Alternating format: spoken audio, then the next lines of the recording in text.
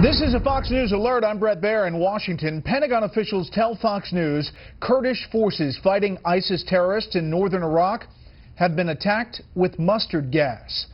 One official says the number of victims appears to be low at this time, with many having blisters that are consistent with other mustard gas attacks.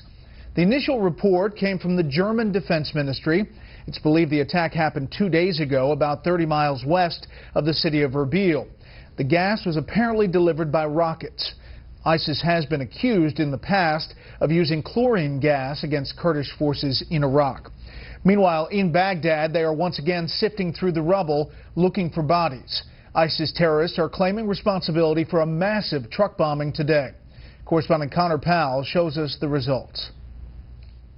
Even for a city accustomed to regular bombings, today's attack in Baghdad was unusually large.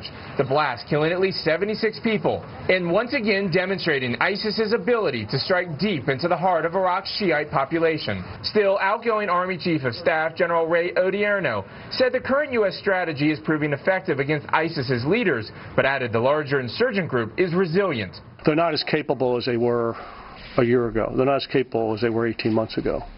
But they're still able to recruit and get people to come in and fight, and that's what's concerning to me. And even though the U.S.-led coalition continues to launch airstrikes, ISIS controls roughly the same territory today as it did last summer.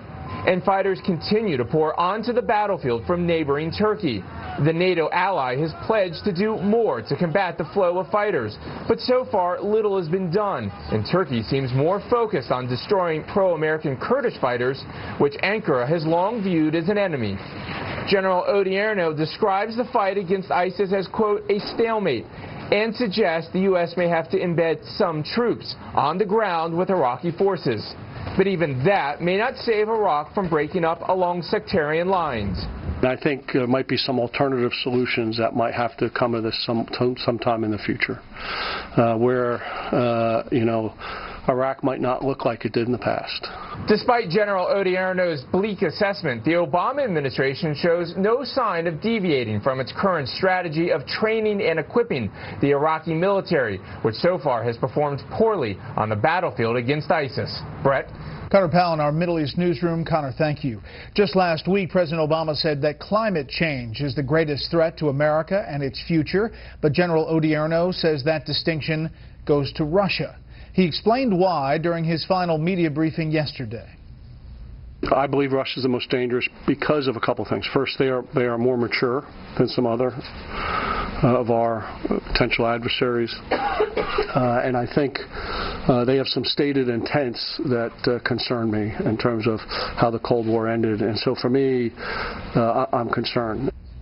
General Odierno says Russia has shown in Ukraine it is capable of handling sophisticated military operations. Now to new developments tonight in the Hillary Clinton email scandal. The top investigator for the intelligence community appears to be at odds with the former Secretary of State about the sensitivity of the information that crossed her inbox on the private email server she maintained when she was serving as America's top diplomat. And that, in turn, is raising new questions about whether those emails were tampered with. Meanwhile, Clinton supporters are voicing fresh concerns about the impact of all of this on her presidential campaign. Here's senior political correspondent Mike Emanuel. A memo from the intelligence community's inspector general says 2 top-secret emails that had gone through Hillary Clinton's server had been designated top secret and sensitive compartmented information, the government's highest classification rating. So you are particularly cautious the higher the classification of the information. Here's how Hillary Clinton handled the email issue on July 25th. I did not receive anything that was marked as classified. Ron Hosko is a former assistant director of the FBI who spent 30 years at the Bureau. Marked or not, should a secretary or somebody at a senior level have known this is sensitive information? Unquestionably. Particularly the more sensitive, the more guarded that everyone has to be with respect to the proper handling. A senior State Department source expressed concern to Fox that it is possible someone might have stripped the classification markings before it was sent to Clinton's personal email. Top secret information is information which the definition says if it is exposed, it could cause exceptionally grave damage to national security. So taking off the classification markings and exposing it to potential compromise is a very serious offense. We have no indications that there was at all any stripping of classification markings on these. U.S. officials say the information in the emails came from monitoring foreign communications and satellite imagery gathered from space. So now intelligence sources are worried sources and methods of gathering that information could be compromised. And a former top lawmaker on intelligence matters says Clinton and her team should have known better. You get this information in secure facilities. If you talk about it, you talk about it on secure phones. If you email about it, you email on secure systems. Politically, a Franklin Pierce Boston Herald New Hampshire poll out yesterday showed Vermont Senator Bernie Sanders has taken a 7-point lead on Clinton.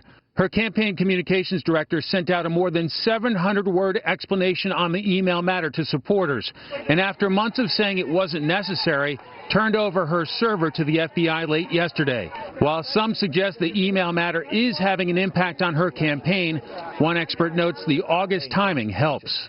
The only advantage they have in this is right now, about 20% of the actual eventual voters in November 2016 are actually paying close attention. A new CNN ORC poll of likely Iowa Democratic caucus goers reveals Clinton has a 19-point lead over Sanders. However, Sanders is beating her by 7 points on who is most honest and trustworthy. Brett? Mike, thank you. Now to the government agency everyone loves to hate, the Internal Revenue Service, the IRS. We're getting new information about the woman accused of going after conservative groups with the full force of the law, and how that law has been used to strip some Americans of their savings. We have Fox team coverage tonight. Leland Vittert in rural Maryland with one taxpayer's story insisting that the IRS can be judge, jury, and executioner. But we begin with Chief Washington correspondent James Rosen and a trip inside the undeniably political mind of Lois Lerner. Good evening, James. Brett, good evening. From the bottomless well of Lois Lerner's email archive comes fresh evidence of the hostility the former IRS official harbored for Republicans and conservatives. They called me back to testify on the IRS quote-unquote scandal, Lerner told a friend last year, referring to House Republicans, and I took the fifth again because they had been so evil and dishonest in my lawyer's dealings with them. I have been a government employee for over 34 years. Lerner was head of the Internal Revenue Service division that processed applications for tax-exempt status, and the latest emails are tucked away in the thousands of pages of appendices to the Senate Finance Committee's recent report on how the IRS handled those applications.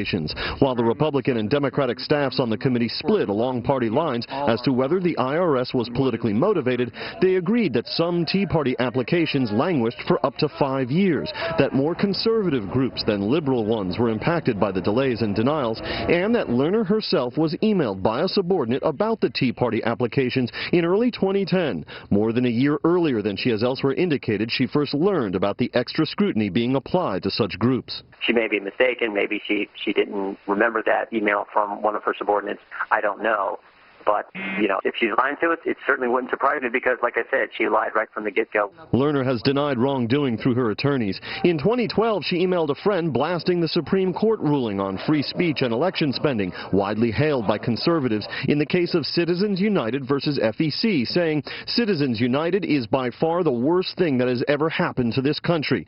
We are witnessing the end of America."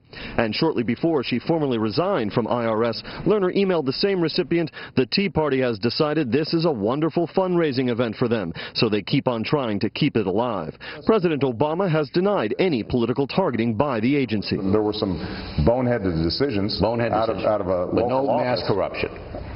Not even mass corruption, not even a smidgen of corruption.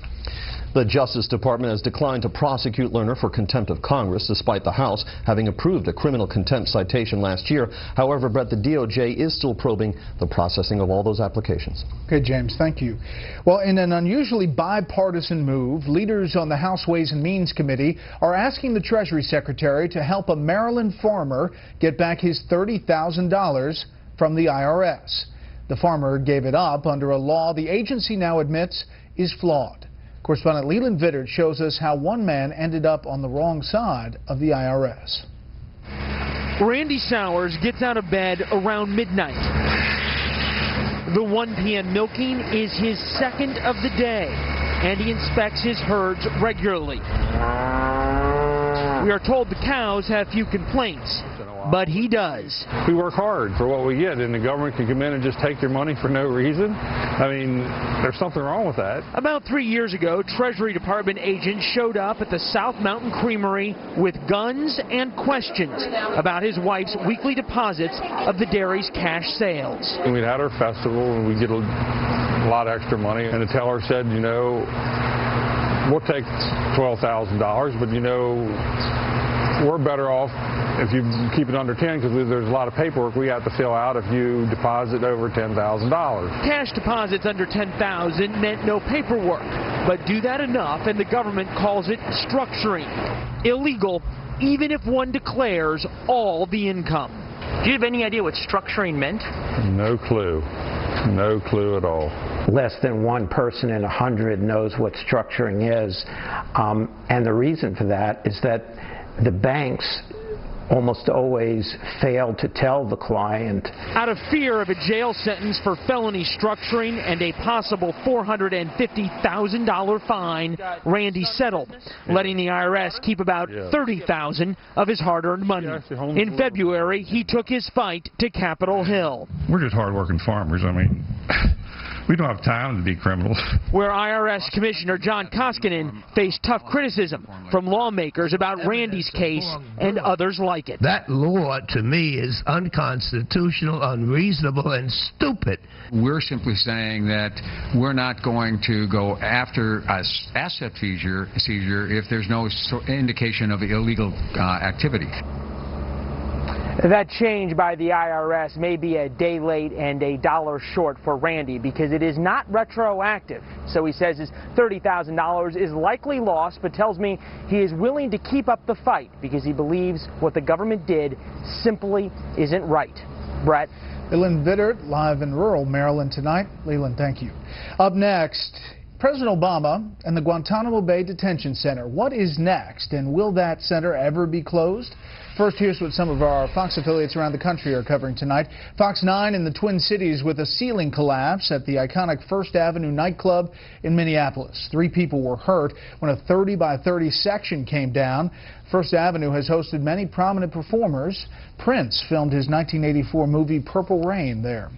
Fox 56 in Lexington, Kentucky, as a county clerk's office turns away a gay couple seeking a marriage license in defiance of a federal judge's order. Rowan County Clerk Kim Davis made the move just hours after the judge's order to issue licenses to same-sex couples. Davis says doing so would violate her religious beliefs. And this is a live look at Hartford, Connecticut from our Fox affiliate, WTIC. The big story there tonight, the state Supreme Court rules it would be unconstitutional to execute the 11 men on its death row. This comes 3 years after the state abolished the death penalty for any future crimes. That's tonight's live look outside the Beltway from Special Report. We'll be right back.